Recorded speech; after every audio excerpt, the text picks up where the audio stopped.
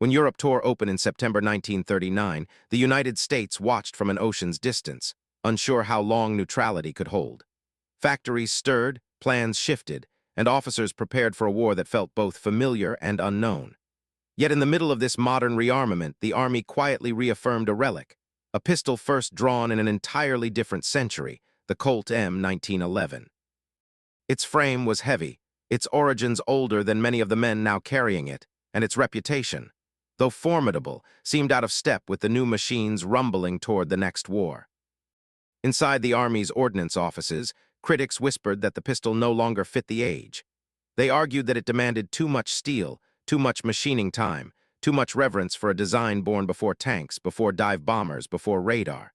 To them, the M 1911 symbolized hesitation, an unwillingness to let go of the tools that belonged to a former America.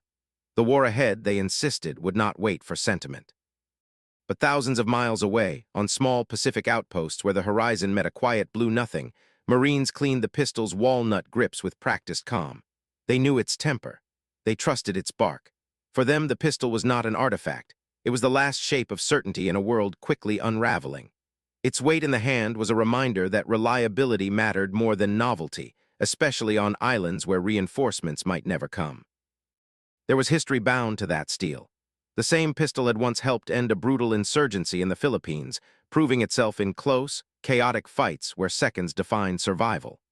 Now it found itself poised on the edge of an even wider firestorm, one fueled by ideologies, empires, and weapons no American soldier had yet faced.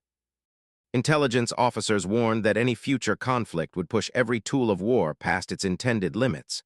Some feared the old pistol would falter under the pressure.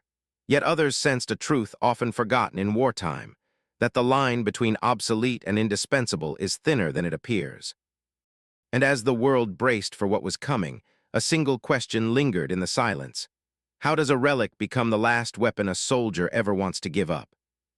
Long before the world marched toward another global war, the M 1911 earned its reputation in a place far removed from Europe's trenches. In the dense, humid forests of the southern Philippines, the U.S. Army faced an enemy whose resolve defied the weapons of the day. During the Moro Rebellion, soldiers discovered a hard truth. The standard .38 caliber revolver lacked the force needed to stop a charging fighter at close range. It was not theory but survival that revealed the gap between policy and reality, and it was this gap that demanded a new kind of sidearm. Into this urgency stepped John Browning, whose mechanical instincts seemed to align effortlessly with the battlefield's unforgiving arithmetic. His design was not shaped by committee nor bound by tradition. Instead, it grew from a simple premise. A pistol must work every time, under any condition, in the hands of a soldier who may have only a second to decide the outcome of a fight. The result was a weapon of austere geometry, a machine that placed reliability above elegance and force above fashion. When the U.S. military adopted the pistol in 1911, few sensed how profoundly it would influence American firearms doctrine. The decision was cautious, almost reluctant, as if the institution feared the commitment implied by embracing such raw power. Yet demonstrations soon silenced the hesitation. Mud, sand, freezing water, nothing seemed to break the pistol's rhythm. Thousands of rounds cycled without failure, creating a quiet reverence among those who witnessed it. Through the interwar years, soldiers continued to praise the pistol they trusted, but the praise rarely reached the desks where budgets were cut and doctrines rewritten. By 1930, the mood had shifted. Leaders spoke of lighter weapons, modern materials, streamlined silhouettes. The heavy slab of steel from 1911 looked to them like a relic of an older America, one they believed the coming decades would leave behind. But the irony of progress is that innovations are sometimes abandoned not because they fail, but because they succeed too completely. Their reliability becomes invisible, and their worth becomes forgotten. And as new strategists prepared to reshape military doctrine, none could see how quickly the old pistol would be called upon again, this time on a scale the world had never imagined. On the morning of December 7, 1941, the illusion of distance collapsed. In less than 2 hours, the attack on Pearl Harbor thrust the United States into a global conflict for which it was only partially prepared. Battleships burned, aircraft lay shattered across the runways, and beneath the smoke another crisis emerged, one far quieter but equally urgent. The Army did not have enough pistols. The nation preparing to arm millions of new soldiers, possessed a sidearm inventory better suited to a peacetime force than to a world war. Almost immediately, ordnance officers confronted an impossible equation. Modern replacements existed only as prototypes, blueprints, and hopeful memos. None were ready for mass production, and none had been tested under the strain of combat. The military needed a weapon now, one that could be trusted, one that factories could build without hesitation. When the search circled back to the familiar shape of the M1911, it was less a revelation than an acknowledgement of reality. The pistol that had survived jungles and decades of debate was still the only tool capable of filling the void. Colt, the long-standing manufacturer, understood the magnitude of the moment. Its facilities had limits. It could not possibly meet the tidal wave of demand now sweeping across the war effort. Contracts intensified, designs were standardized, and other manufacturers were recruited to share the burden. The urgency of war left no room for vanity. What mattered was a weapon that fired every time a soldier needed it to, nothing more, nothing less. There was undeniable irony in America's situation. A nation entering the most technologically advanced conflict in history would rely on a pistol crafted before tanks had rolled or aircraft had risen from battlefields.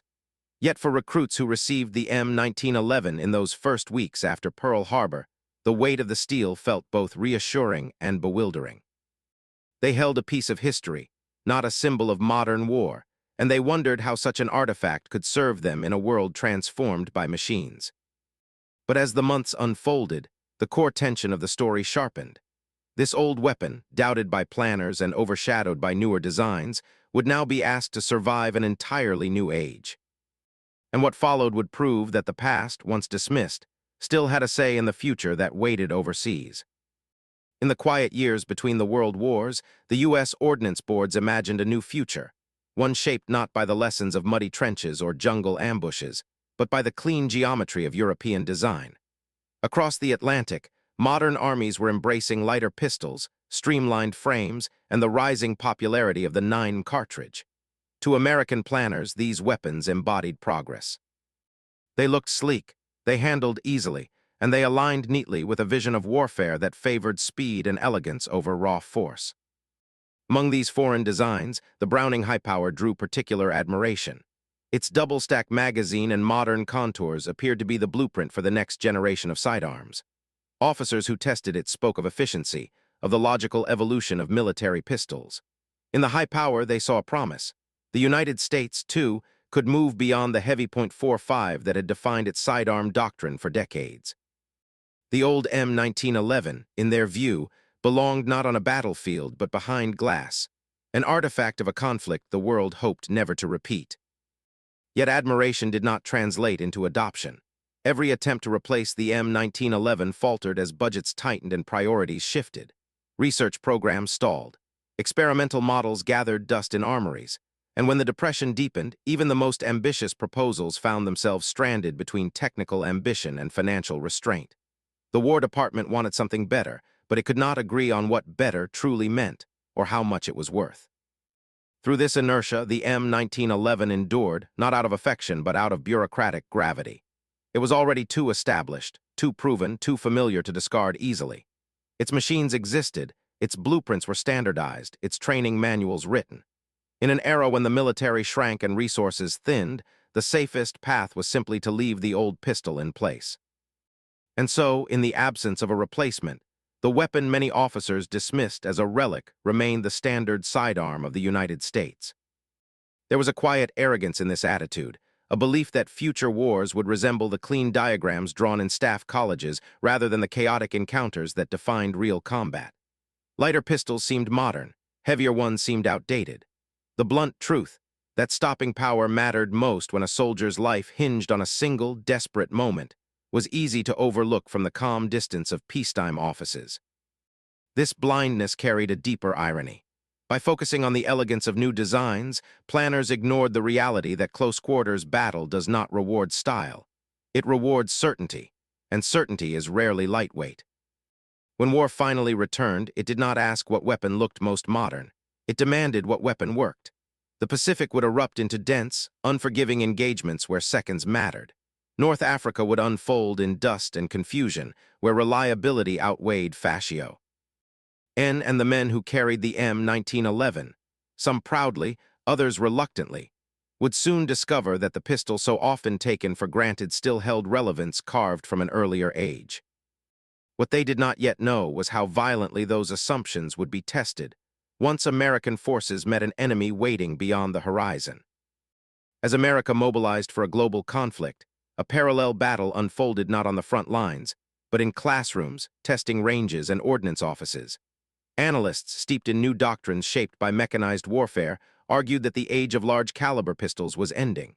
Rifles and machine guns now dominated the battlefield. Sidearms, they insisted, should follow the trend toward lighter cartridges and faster handling, tools of convenience rather than instruments of decisive force. In their eyes, the .45 ACP round was a dinosaur, an inefficient cartridge belonging to a world that modern firepower had already passed by. European militaries seemed to reinforce this belief. Nations across the continent embraced smaller, faster rounds, 9mm cartridges designed for controllability and high capacity. These statistics appealed to planners who valued precision categories more than the visceral realities of combat. Reports circulated claiming that the .45's recoil slowed training, that its ammunition burdened supply lines, that its design philosophy reflected an age long gone. The conclusion appeared simple. The M1911 was powerful, yes, but power no longer defined need. Training officers added fuel to the debate. They observed new recruits struggle with the push of the .45, their shots straying high under the sudden rise of the slide. Some trainees flinched before each trigger pull, reinforcing arguments that the pistol demanded more of its users than wartime training schedules allowed. Critics presented these details as proof that America should follow Europe's lead and abandon heavy calibers altogether. Yet across the ranges stood another voice, the quiet, unyielding voice of experience.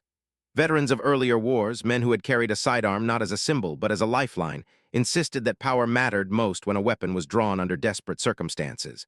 The pistol, after all, was rarely a soldier's first choice. It was the tool gripped when all else had failed, when the battlefield collapsed into proximity, when the distance between life and death could be measured in footsteps. In those moments, they said, a single round must end the danger immediately. Elegance had no place there. Occasionally, debates dissolved not through argument but through demonstration. Instructors conducted controlled tests, ballistic comparisons, penetration trials, stopping power demonstrations. A doubtful officer might enter the range confident in theory, only to leave in contemplative silence. Some were discreetly reassigned afterward, not as punishment, but as a recognition that their convictions had collided with reality in ways they had not anticipated. The M1911, for all its age and weight, continued to show what it had always been built to do. A deeper truth lingered beneath these discussions. Belief becomes arrogance when theory overrides lived experience. Data alone could not capture the violent immediacy of a close-quarters fight, nor the cold certainty demanded of a last-resort weapon. The debate over the .45 ACP revealed a widening gap between planners imagining war from afar and the soldiers preparing to face it directly. And soon, as American forces moved toward the Pacific and North Africa, every assumption, power, precision, and the worth of an old pistol, would be tested under conditions no committee could ever fully predict. When the United States shifted from peace to total war, the armories filled not with theories but with hard numbers. Millions of men required rifles, machine guns, ammunition, uniforms, and the sidearms long considered merely secondary. Suddenly, the elegant blueprints for new pistols, those prototypes that promised lighter frames and modern calibers, met a barrier more immovable than doctrine, the clock. Production officers ran the calculations. Tooling for these modern designs would take years to complete, years the nation did not have. War demanded speed, and speed showed no mercy to designs still waiting for their first factory to be built. In meeting rooms across Washington, optimism gave way to blunt assessments. Engineers explained that even with unlimited funding, creating a new pistol line from scratch required specialized machinery, precision jigs, and a skilled workforce trained to tolerances unfamiliar to civilian industries. It was a dream suited to peacetime ambition, not to a nation fighting across two oceans. The numbers were stark. If America pursued entirely new pistols, its soldiers would go to war unarmed. Against this grim arithmetic stood the M1911. Factories had built it before. Blueprints existed. Tools could be scaled, simplified, and shared, for all to see. Criticism aimed at its age, the pistol possessed a quiet advantage few had considered: the industrial muscle required to make it already lay within reach. What seemed old-fashioned became, under wartime urgency, profoundly practical. Contracts spread outward in widening circles. Remington Rand, once known for typewriters, Singer, a maker of sewing machines, Ithaca, famed for shotguns, and Union Switch and Signal, a producer of railroad equipment, each received the blueprints to a weapon their shops had never imagined forging. The ordnance officers were not seeking artistry. They were seeking output, and the M1911 was the only design rugged enough to be translated across such diverse industrial landscapes. A pistol born in one century, now echoed through factories built for entirely different purposes. In these retooled workshops, the so-called obsolete weapon proved its resilience. It tolerated variations in machining. It accepted adaptations that more delicate designs could not. Its parts were strong but forgiving, its function steady even when machined by hands new to firearm production. Piece by piece, slide by slide, the pistol revealed a truth overlooked in the debates of the interwar years. Reliability is not only a battlefield virtue, it is an industrial one. Slowly, belief in newer technology began to shift. Officers who once championed sleeker pistols now recognized that effectiveness rested not in innovation alone, but in the capacity to bring that innovation into existence under pressure. The M1911 did not pretend to be the future. It simply worked, and because it worked, it could be built in staggering numbers. As crates filled and shipments departed for training camps, a quiet respect emerged. This old pistol had outlasted theory, budget cuts, and the confidence of planners who believed victory would come from designs still on drawing boards. Now it was being carried east and west, toward continents where its worth would be judged not by committees, but by men whose lives depended on its function. And soon, in the crucible of real combat, the difference between better technology and reliable technology would reveal itself with unmistakable clarity. When American troops first set foot in North Africa in late 1942, the desert seemed almost indifferent to their arrival. The wind carried sand across ancient battlefields, erasing footprints as quickly as they appeared, while the sun pressed down with a weight unfamiliar to men from Kansas, Ohio, and New York. Yet beyond the harsh climate waited German and Italian forces seasoned by years of combat. Tunisia and Algeria offered no gentle introduction to war. They gave only reality, immediate, unforgiving, and intimate.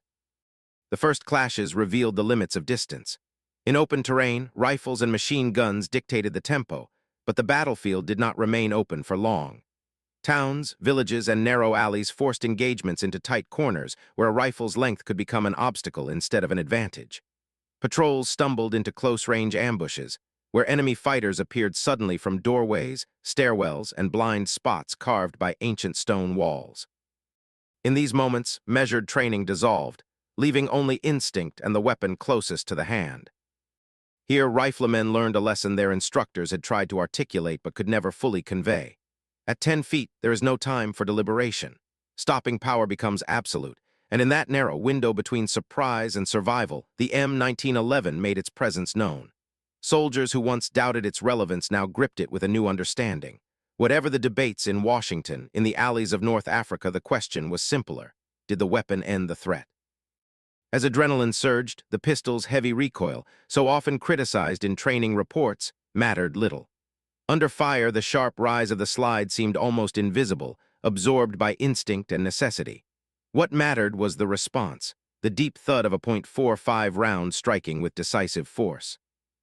Soldiers who once viewed the pistol as a ceremonial relic now found themselves relying on it in moments when their rifles were empty, jammed, or impossible to maneuver within the confines of a collapsing room. Reports filtered back through command channels, understated yet unmistakable. "It works every time." These were not words of admiration, they were acknowledgments of survival. The M1911, once treated as an afterthought, had become a lifeline. Men who carried it began requesting more magazines, more training, more familiarity with a tool that no longer felt optional. The old pistol was no longer a relic. It had become the difference between returning from patrol and not returning at all. Among frontline soldiers, belief shifted first. They saw the pistol not as a symbol of past wars, but as a companion in the present one, reliable, immediate, and brutally effective. Word spread from platoon to platoon, often through At conversations at dusk, when soldiers cleaned sand from their weapons and compared the lessons the day had carved into them. Some learned to draw faster. Some learned to fire from contorted angles forced by rubble and shadows. All learned that the M1911 gave them a fighting chance when everything else failed. This shift in perspective ignited a parallel evolution back home and in forward training camps. Instructors began modifying their approach, recognizing that the sidearm's role demanded more than basic familiarization. Quick-draw techniques, once considered niche, became integral. Close quarters drills emphasized the need for calm within confined space. Defensive shooting, angled shots, retention positions, target transitions moved from theory into formal instruction. The pistol's use was no longer a contingency, it was a discipline. These innovations did not arise from committee mandates. They emerged from necessity, shaped by the men who lived through North Africa's harsh introduction to combat. Soldiers taught instructors. Instructors refined techniques. Techniques became doctrine. And quietly, the weapon that had survived a jungle decades earlier was now shaping the way Americans fought a very different war. The desert campaigns had revealed a truth planners could not ignore. Technology may predict the future of warfare, but only lived experience determines what survives it. And as U.S. forces prepared to push eastward, they carried with them a pistol no longer defined by age, but by the demands of the battlefield itself. Ahead lay new terrain, new enemies, and new tests, each waiting to decide whether the lessons learned in North Africa would hold under even greater strain. The war in the Pacific unfolded in a world far removed from the deserts of North Africa. Here, the land rose in jagged ridges, wrapped in jungles so dense that daylight seemed to dissolve before reaching the ground. Heat pressed against the skin like a second uniform, and every path concealed uncertainty. Yet it was not the terrain alone that redefined combat. It was the nature of the enemy, an adversary whose doctrine embraced close quarters assaults and nighttime infiltrations carried out with unwavering resolve. Against these sudden, ferocious charges, small-caliber sidearms revealed their limits. Reports from early engagements described rounds that struck but failed to stop advancing attackers. In a battle where seconds shaped destinies, hesitation in terminal effect became a liability too great to ignore. The .45 ACP, by contrast, delivered what the moment demanded, an immediate, unmistakable end to forward momentum. Even through layers of winter clothing, packs, and gear, its mass and velocity brought conclusive results. Soldiers who had questioned the cartridge's relevance now saw plainly why their predecessors had insisted upon it. For Marines fighting on islands like Guadalcanal and Tarawa, the pistol was no longer a backup but a companion in the most intimate forms of combat. Jungle skirmishes were measured not in yards but in feet, sometimes inches, as vine-choked foliage swallowed visibility and compressed engagements into bursts of violence at arm's reach. In these moments, the M1911's blunt authority proved essential. Marines wrote home describing instances in which the pistol, drawn in the dark or in the narrow space of a collapsed foxhole, had saved a life with a single pull of the trigger. Non-commissioned officers, responsible for clearing tunnels, caves, and dugouts, soon recognized another advantage. Rifles and even carbines were too long for subterranean warfare. Inside the dark, winding interiors of volcanic rock, the M1911 became not a sidearm but the primary instrument of survival. Its short profile allowed movement where larger weapons snagged or became unwieldy. Its stopping power neutralized threats before an enemy could close the remaining distance in the claustrophobic confines below the surface. Through relentless rain, humidity, and mud that clung to metal like a living thing, the pistol maintained its function. Tropical environments punished machinery without discrimination. Rust bloomed quickly and lubricants thinned to nothing.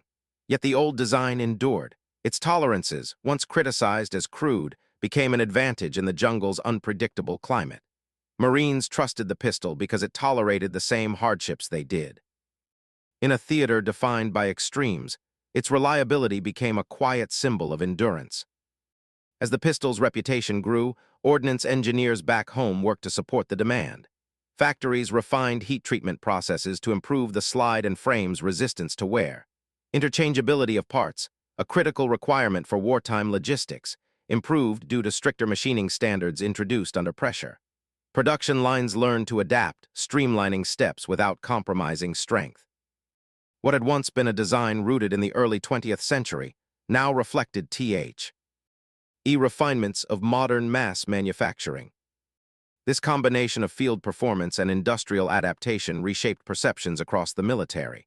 What had been labeled obsolete now embodied a distinctly American form of reliability, simple, rugged, uncompromising.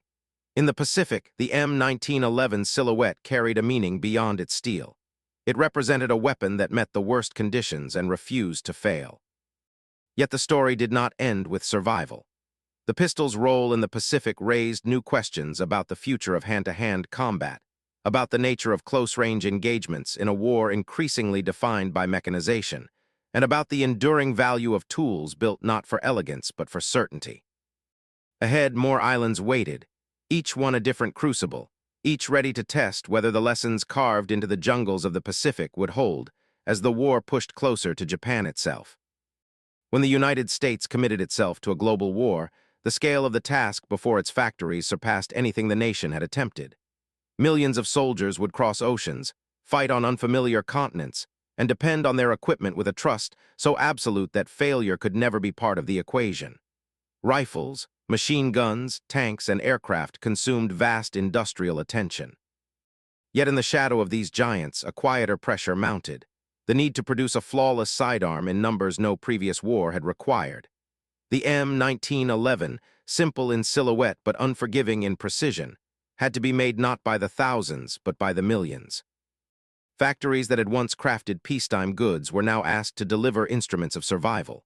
Production officers dissected every machining step, searching for hours, sometimes minutes, that could be trimmed without compromising reliability.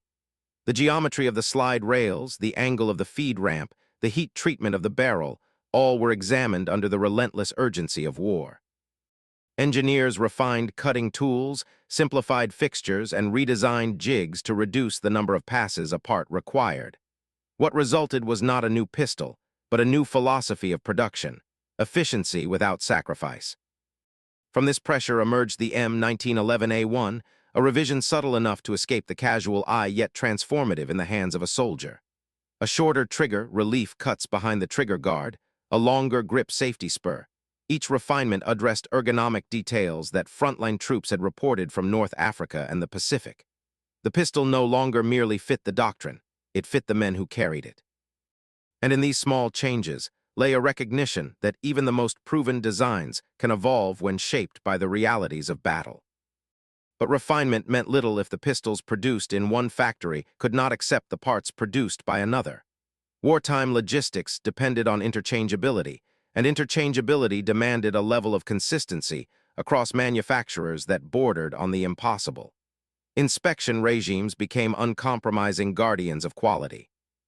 Gauges, pin tests, hardness checks, and dimensional audits ensured that a slide forged by Ithaca could mate seamlessly with a frame built by Remington Rand or Union Switch and Signal. No factory worked in isolation. Each contributed to a single, unified weapon. The workers responsible for this achievement came from every corner of American society. Many were women stepping into industrial roles for the first time, learning to read blueprints, operate milling machines, and calibrate measuring tools with the precision once reserved for master machinists. Their days were long, their tasks repetitive, yet they understood the significance of every component they touched. A sear polished too quickly could fail under stress. A barrel link drilled off-center could jam at the worst possible moment. In their hands, the war's most personal weapon took shape piece by piece. Shortages haunted every stage of production. Steel allocations fluctuated. Tool steel wore out under relentless use. Carbide cutters, essential for maintaining tolerance, were rationed with the same care as ammunition. Yet despite these constraints, the pistol's reliability rates remained remarkably high.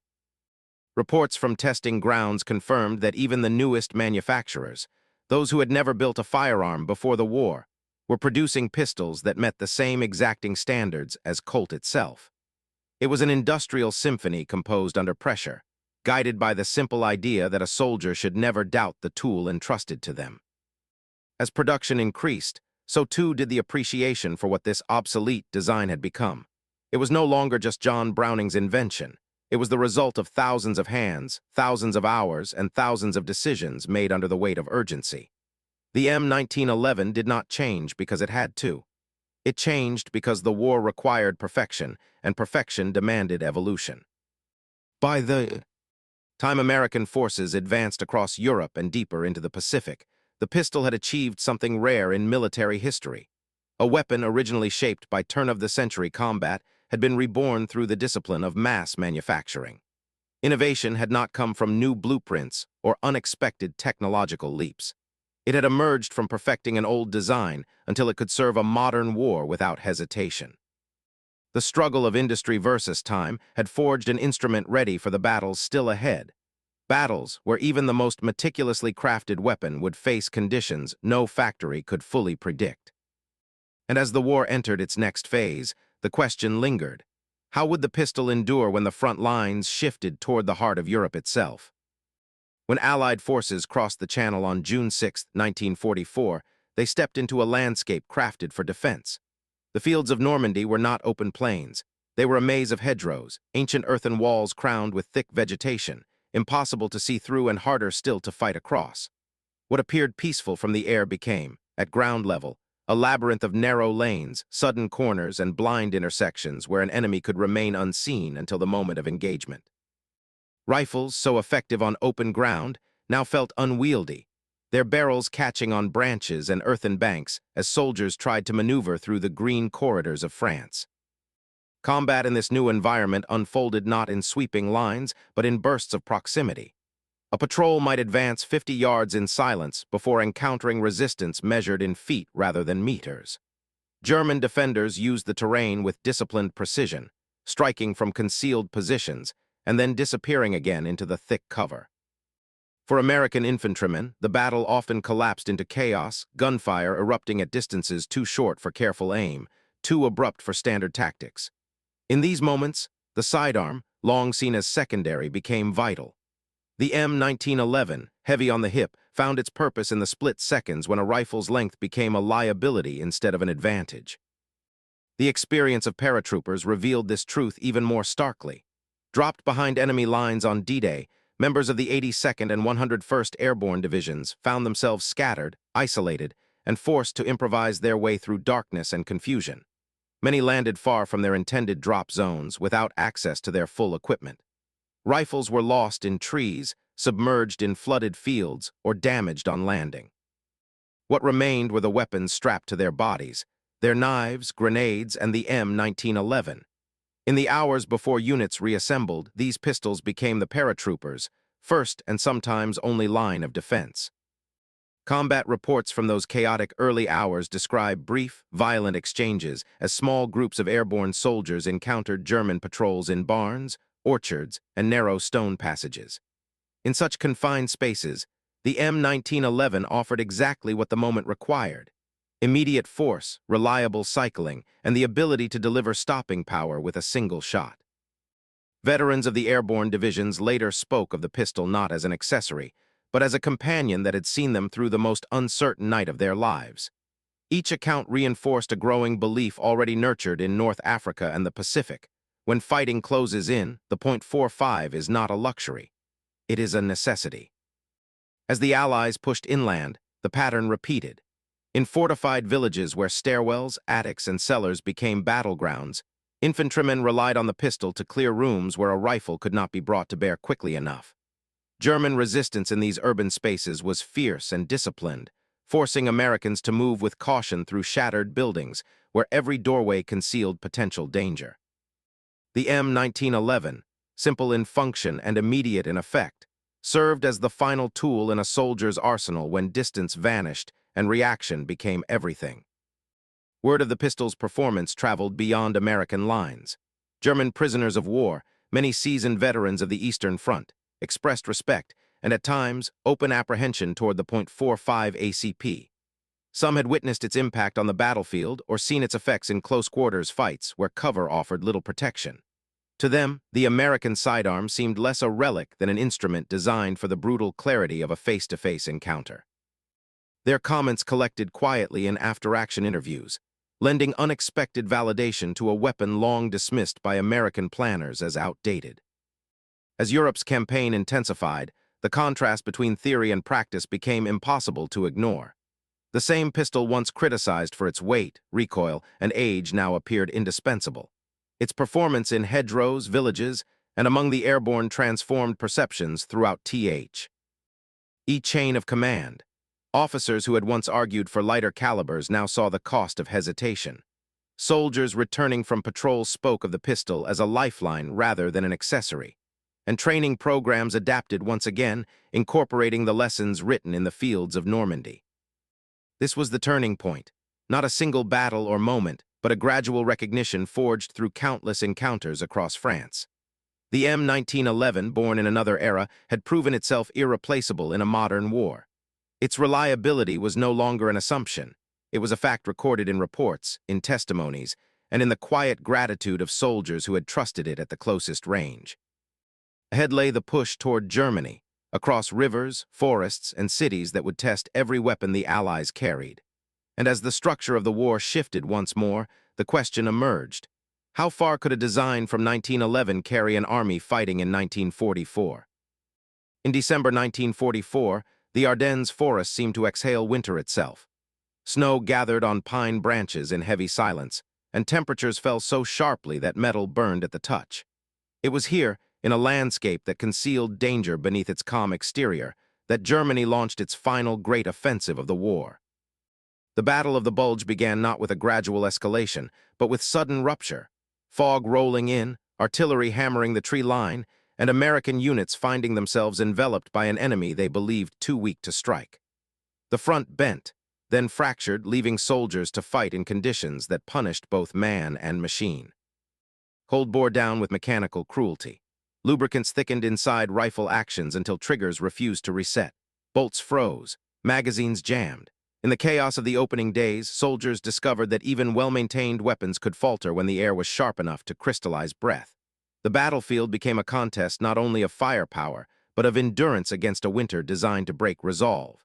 Yet amid this collapse of certainty, one tool continued to function with quiet defiance. The M1911, warmed only by the body heat of the soldier carrying it, fired through snow, ice, and frozen mud with a consistency that surprised even its staunchest defenders. Close-quarters encounters emerged from fog thick enough to limit visibility to a few paces. Patrols moved like shadows through the forest, never certain whether the next silhouette would be friend or foe. Fighting took place in fleeting, violent moments, an enemy appearing between trees, a sudden scuffle inside an abandoned farmhouse, a German soldier materializing in the half-light of early morning. In these compressed distances, the sidearm again became the instrument of survival. The M1911's heavy slide cut through the cold, and its .45 round, long debated in lecture halls, delivered the immediate finality demanded by a winter battlefield where hesitation could not be afforded. Non-commissioned officers, tasked with imposing order on scattered units, found themselves relying on the pistol as much as their commands. In the confusion of nighttime withdrawals and counterattacks, when radios failed and flares dissolved into the swirling storm, NCOs used their sidearms not only for defense, but as tools to steady frightened men. A drawn pistol could signal direction, enforce movement, restore discipline. Amid the fog and panic, the weapon's presence became a small but vital anchor, cold steel offering a measure of coherence in a front rapidly dissolving into fragments. Heavy winter clothing, designed to keep soldiers alive, created its own tactical challenges. Bulky layers absorbed the impact of smaller rounds, reducing their immediate effect. German troops advancing through snow and greatcoats seemed, at times, insulated from the sharp reports of lighter calibers. But the .45 ACP, dense, slow, deliberate, punched through wool, leather, and gear with the same authority it had demonstrated in the Pacific. Its impact cut through the illusions of protection that winter garments offered. For soldiers defending crossroads, towns, and frozen ridgelines, the cartridge's reliability provided a rare constant in a battle defined by uncertainty. Amid the armored thrusts and infantry assaults, the Ardennes also produced quiet human stories, moments where survival hinged not on strategy but on instinct. Medics carrying no rifles found themselves forced to use the pistols issued only for self-protection. Radio operators responsible for lifelines of communication held off attackers while transmitting final messages.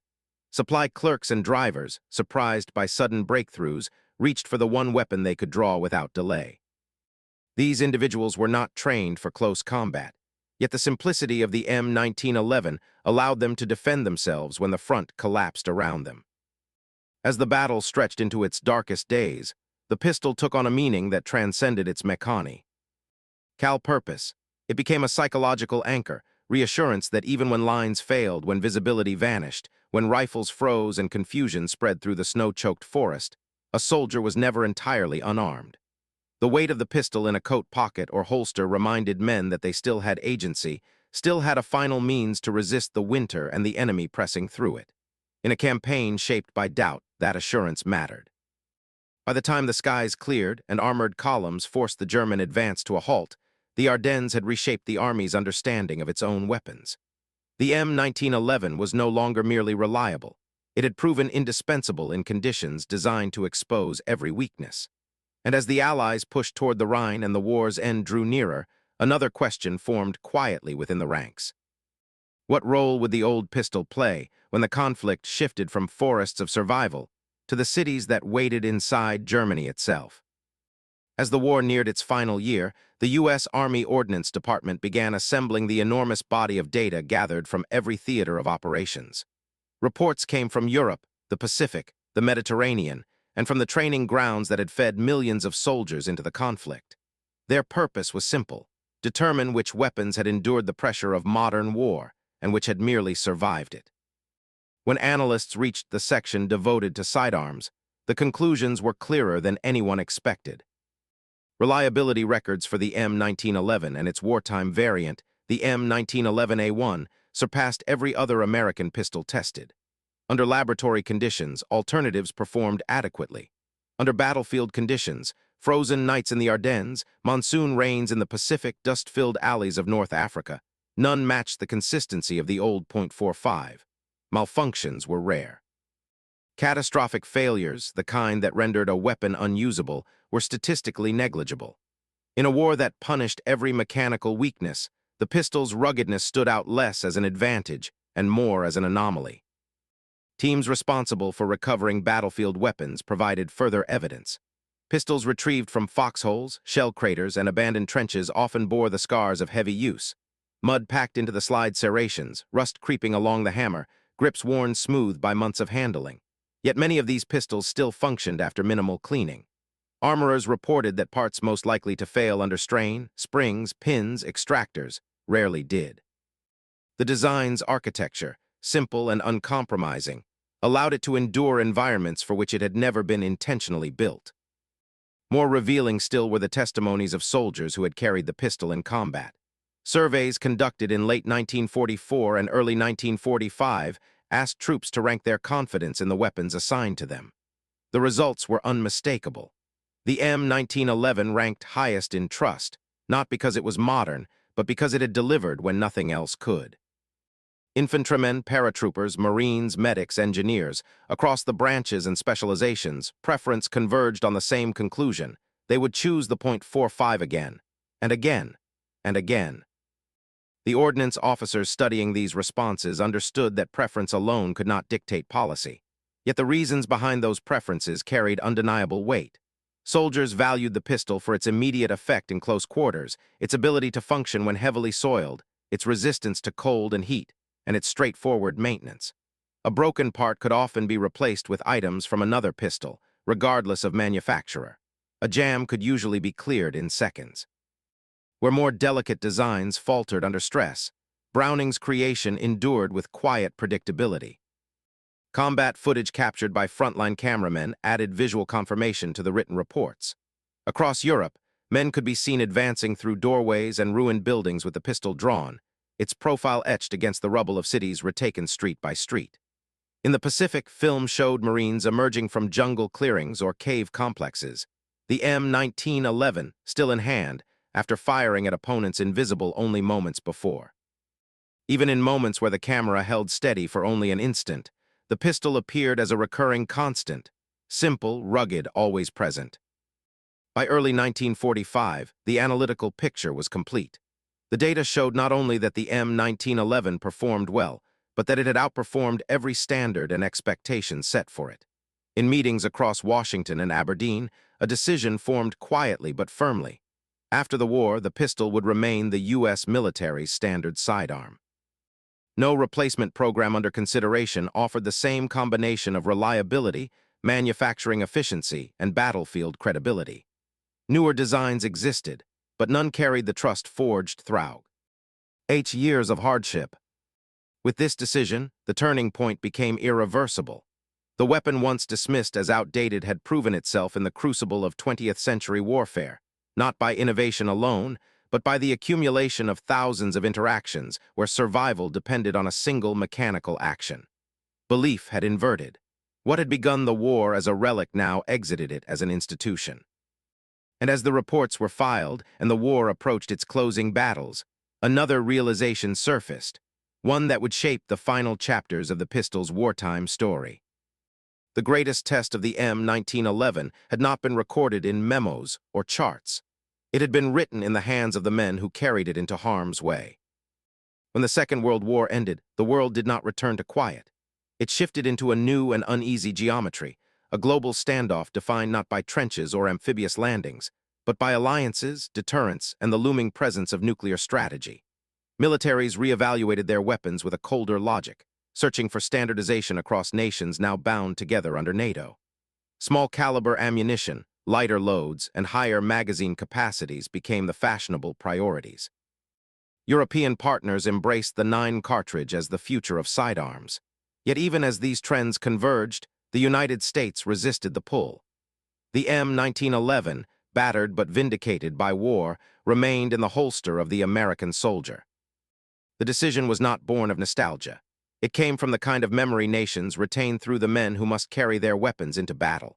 Analysts could debate calibers and recoil, but the stories that emerged from war left little ambiguity. The .45 ACP had delivered certainty in the most uncertain moments of the 20th century. That truth lingered in the minds of officers as they confronted a new conflict in a familiar climate. Korea's bitter winters revived the same challenges that had crippled weapons during the Ardennes. Temperatures plunged, snow fell in wind-driven sheets, and mechanical failures multiplied. Yet again, the M1911 proved indifferent to the cold. Marines firing from frozen ridgelines and Army infantry defending retreat corridors discovered that the pistol responded with the same steadfast rhythm it had shown in Belgium. It required no adaptation, no redesign, no special lubricant. Its simplicity allowed it to function in conditions that rendered other tools unpredictable. In the shadow of Chosin Reservoir, the old .45 became not a relic of the last war, but a companion for the current one. 2 decades later, the jungles of Vietnam posed an opposite world, humid, steeped in moisture and corrosive to machinery. Helicopter crews, tunnel rats, reconnaissance teams, and advisors operating far from conventional lines found themselves in environments where rifles were unwieldy, or where the first warning of danger came only when an enemy appeared at arm's reach. Within subterranean tunnels carved by hand, visibility fell to inches, and air hung thick with heat. The pistol's short frame made movement possible. Its stopping power provided the immediacy required when the margin for error vanished. Many who carried it into these dark spaces later described the M1911 not as a weapon, but as a presence, a reassurance that in the tightest corners of war, they were not entirely vulnerable. Over time, the pistol transcended its role as equipment and entered the culture of the American military itself. Its silhouette became familiar in photographs, training posters, and ceremony. Generations of recruits learned its disassembly as a rite of passage. The metallic click of its slide became a sound woven into the identity of units that relied on it. This was no longer simply John Browning's creation. It was a symbol of continuity in a century defined by uncertainty. Special Forces units forged an even deeper relationship with the pistol. Green Berets, SEALs, Rangers, and other elite groups valued weapons that combined precision, reliability, and adaptability. For them, the M1911 offered all three. Gunsmiths crafted enhanced versions with tuned triggers, improved sights, and custom barrels, each refinement built on the original frame that had survived 2 world wars. These specialists embraced the .45 not because it was mandated, but because it had proven itself in the close-range encounters that defined their missions. Even as new polymer pistols emerged in the global market, the demand from elite units was not for replacements, but for better 1911s. By the 1980s, Military procurement programs once again evaluated the possibility of transitioning to a modern 9mm sidearm to align with NATO standards. Yet within the most demanding units, requests flowed in the other direction. New builds, updated parts, reinforced slides, all for the same century-old design. It was as though the pistol had ceased to be a candidate for replacement and had instead become a foundational truth of A. American combat, tools come and go, the M1911 endured. The consequence of this long post-war era was unmistakable. The pistol that had survived skepticism, budget cuts, and the doubts of its own creators now carried a legacy that extended far beyond the conflict that had defined it. It had become a multi-war companion, a bridge from one generation of soldiers to the next, a testament to the rare design that outlives the assumptions of its time. And as the Cold War entered its final decades, another question quietly emerged beneath the weight of tradition.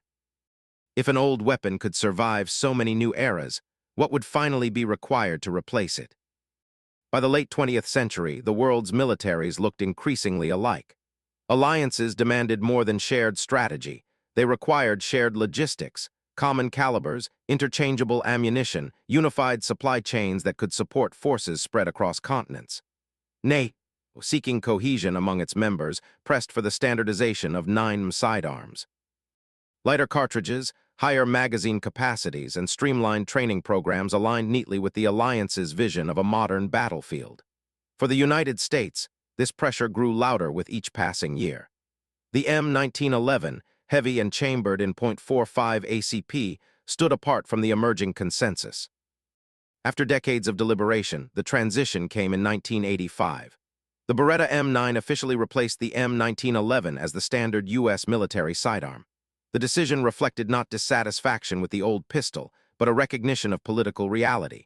NATO required conformity, logistics demanded simplification.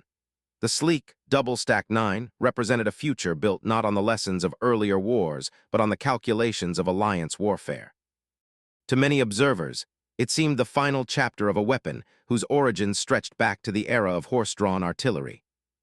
Yet even as the formal adoption took place, the story refused to conclude. Thousands of M1911s remained in armories, retained by units unwilling to relinquish a tool they understood intimately. Special Forces operators, whose missions demanded certainty in the most unpredictable spaces, kept the .45 close at hand. They valued its ergonomics, the natural alignment of its grip, the crisp discipline of its trigger. They valued its reliability under stress, and its stopping power when engagements collapsed into close quarters. They valued, above all, the trust the weapon had earned through decades of performance. In training reports and after-action reviews, these operators articulated a sentiment rarely captured by formal procurement programs. They described the M1911 as an extension of the hand, a machine whose balance felt instinctive, whose operation required no interpretive effort. Newer designs offered advantages, lighter weight, greater capacity, but none replicated the immediate familiarity that Browning's pistol seemed to communicate. To carry it was to carry a tool that had already proven itself in conditions far harsher than those expected in modern missions. Beyond the military, the 1911 found a second life in the civilian world. Competitive shooters embraced the platform for its accuracy, tunability, and ability to be refined to an almost bespoke degree. Gunsmiths discovered that even minor alterations, polished feed ramps, tightened slide-to-frame fit, match-grade barrels, could elevate performance to extraordinary heights. Entire industries flourished around the platform, transforming the once standard service pistol into a symbol of mechanical artistry. The 1911 became not merely a weapon, but a canvas upon which craftsmen expressed a century of accumulated knowledge. Its appeal expanded further still. Law enforcement teams, competitive marksmen, personal defense advocates, all gravitated toward the design for reasons that varied but often echoed the same core truth. The pistol possessed an enduring clarity of purpose. It did not pretend to be universal. It did not claim to solve every tactical problem. Instead, it offered a refined answer to one essential question. What should a sidearm do when the shooter demands absolute control at the moment it matters most? As the years advanced, new polymers entered the market, offering lighter frames and higher capacities. Modern ergonomics reshaped grips, controls, and sighting systems. Innovation continued at a relentless pace, yet the 1911 persisted, not in defiance of progress but alongside it. Its longevity raised a deeper reflection about the relationship between technology and the human hand. Some designs endure not because they resist change, but because they speak a language instinctively understood by those who wield them. The M1911 belonged to that rare lineage. It was conceived in an age of steel mills and riveted armor, refined in the fires of global conflict, and carried forward into a world wholly transformed by digital precision. Yet through each transformation, it maintained a connectio. End to the tactile realities of human skill: grip, sight, recoil, balance, intent. And as the Cold War era matured into a new century, another question took shape, a question that neither engineers nor strategists could fully answer. How does a weapon designed for the past continue to define the present? The answer waited in the final chapter of its wartime and peacetime legacy. A century after its adoption, the weapon that entered the U.S. arsenal before the First World War remained not only alive, but renewed. In workshops across America, new manufacturers, most of whom did not exist when John Browning drafted his design, continued to build the 1911 for military contracts. Their lines bore little resemblance to the factories of 1912, yet the geometry they machined was instantly recognizable. The slide rails, the barrel lugs, the familiar sweep of the grip, each reflected a lineage that had endured through global war, Cold War, and the shifting doctrines of the modern age. Advances in metallurgy strengthened the frame beyond anything Browning could have envisioned. Modern steel treatments resisted corrosion, fracture, and wear with near-clinical precision. CNC machining brought tolerances into the thousandths of an inch, allowing custom fitting that elevated the pistol's accuracy far beyond its original military specification. Gunsmiths blended old and new, taking a design rooted in the Industrial Revolution and refining it with the tools of the digital one. The 1911 that emerged in the 21st century was still the same pistol, but sharpened, strengthened, and distilled through decades of accumulated insight. On battlefields far from Normandy and the Ardennes, the pistol found new relevance. In Iraq's narrow streets and Afghanistan's mountains, Special Operations Forces once again requested .45 caliber 1911 variants for missions that demanded absolute reliability. The weapon's traits, straightforward mechanics, decisive terminal effect, and natural ergonomics, remained as valuable in close-quarters engagements as they had in the tunnels of Vietnam or the caves of the Pacific. Soldiers who carried it into these new wars spoke with the same quiet confidence their predecessors had voiced generations earlier. For them, the choice was not sentimental, it was practical. In these modern conflicts, the 1911 became a bridge between eras, its steel shaped by contemporary processes, its purpose unchanged from the days when it first met combat in the Philippines. Operators praised its ability to function after sandstorms, sudden downpours, or the simple wear of constant carry. In units where reliability meant more than specifications, the pistol once again earned its place not because it was mandated, but because it was trusted. The longevity of the design forced a broader reflection within the world of engineering. New weapons had risen and faded in the time the M1911 remained in service. Entire philosophies of sidearm design, double-action triggers, polymer frames, modular platforms, had come and gone, each promising to define the future. Yet through these technological cycles, Browning's creation continued to demonstrate a quiet principle that innovation often forgets. Improvement is not merely the introduction of new features, but the preservation of purpose under pressure. A tool succeeds not because it changes, but because it answers the need that endures. Across military history, few weapons have carried such continuity of use. Even fewer have transcended their own origin to become lessons in humility for generations of designers. The 1911 had been judged obsolete the moment it was introduced to the Second World War. It had been dismissed again during the rise of NATO standardization, and once more when polymer frames transformed the small arms market. Yet each prediction overlooked the same truth: function, not fashion, defines longevity. The pistol outlived every attempt to retire it because it never relied on novelty.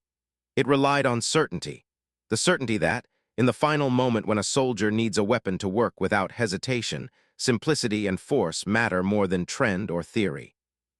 That certainty carried it through wars spanning continents and decades, through the hands of paratroopers, Marines, tunnel fighters, helicopter crews, and special operators whose missions bore little resemblance to the world in which the pistol was born. In the end, the story of the M1911 is not merely the story of a firearm. It is the story of a design that remained honest to its purpose, a creation that linked generations through a shared trust forged under the most unforgiving conditions. It stands as a quiet rebuke to the idea that old tools fade simply because new ones appear. The 1911 never faded, it endured. They called it outdated once, it never grew old.